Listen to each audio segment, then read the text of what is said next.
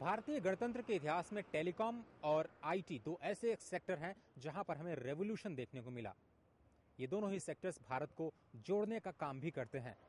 भारतीय गणतंत्र को इन दोनों ही मोर्चों पर और भी ज्यादा मजबूती मिली है और भारतीय विकास की कहानी को और भी ज्यादा समावेशी यानी इंक्लूसिव बनाने की प्रक्रिया में भी ये दोनों ही सेक्टर सबसे आगे खड़े दिखाई देते हैं।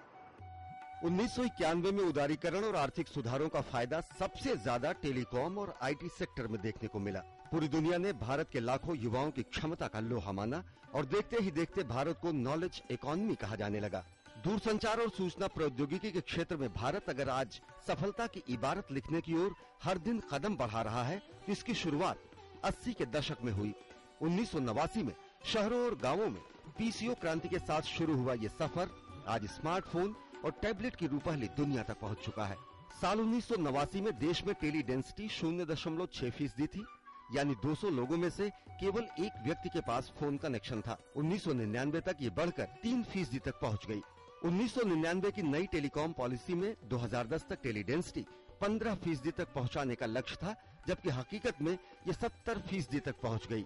2013 तक ये आंकड़ा 72% को पार कर चुका है। गाँव में टेली डेंसिटी 40% के करीब है, जबकि शहरों में ये 150% तक पहुंच चुकी है, यानी हर 2 लोगों के पास 3 मोबाइल फोन कनेक्शन है। इसे जबरदस्त सफलता कहा जा सकता है। सरकार की ओर से निजी कंपनियों को प्रतिस्पर्धा की छूट देने के साथ साथ मोबाइल पर आयात शुल्क में कमी जैसे कदमों से इस सेक्टर को जबरदस्त सफलता मिली। आज देश टेलीकॉम सेक्टर में चौथी पीढ़ी की तकनीक की ओर कदम बढ़ाने को तैयार बैठा है, जहां पर मोबाइल, इंटरनेट और सूचना प्रौद्योगिकी का अद्भुत संगम देखने को मिलता है। टेलीकॉम की तरह भारतीय आईटी पूरी दुनिया में अपनी प्रतिभा का डंका बजा रही है।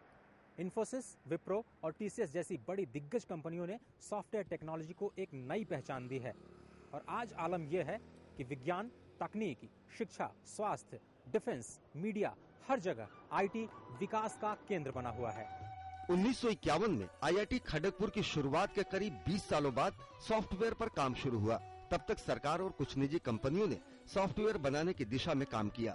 80 के दशक में माइक्रोचिप रिवॉल्यूशन ने तत्कालीन प्रधानमंत्री इंदिरा गांधी और उनके बाद राजीव गांधी को काफी प्रभावित किया। आर्थिक उदारीकरण के बाद बीएसएनएल की मेहनत रंग लाई और 1992 में पहली बार आम जनता इंटरनेट से रूबरू हुई। इसके बाद आर्थिक विकास और आईटी सेक्टर का साथ अभी तक बदस्तूर जारी है। 2012 तक आईटी बीपीओ सेक्टर का कुल रेवेन्यू $100 अरब को पार कर चुका है और जीडीपी में इस सेक्टर की हिस्सेदारी 7% से भी ज्यादा हो चुकी है। दुनिया में मंदी की आहट के बीच भी आईटी क्षेत्र 12 से 14% की सालाना दर से विकास कर रहा है। इसमें आउटसोर्सिंग कारोबार घरेलू कारोबार से 4 गुना बड़ा है। बड़े पैमाने पर अच्छी सैलरी वाले रोजगार ने युवाओं को इस क्षेत्र में काफी आकर्षित किया है। आज भारतीय आईटी सेक्टर क्लाउड कंप्यूटिंग जैसी नई तकनीक को भी आसानी से अपना रहा है और विकास कर रहा है।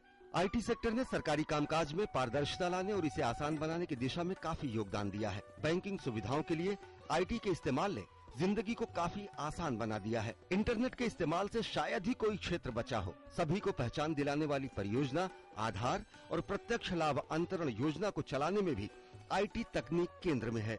मशहूर टेक्नोक्रेट सैम पित्रोदा की अगुवाई वाले नेशनल नॉलेज कमीशन ने शिक्षा के क्षेत्र में आईटी के इस्तेमाल पर काफी जोर दिया है। सुदूर इलाकों में इंटरनेट सुविधा पहुंचाने की योजना और निजी और सार्वजनिक भागीदारी के जरिए इस सेक्टर में अभी भी असीम संभावनाएं बाकी हैं। Ajay Mishra, business desk, DD news.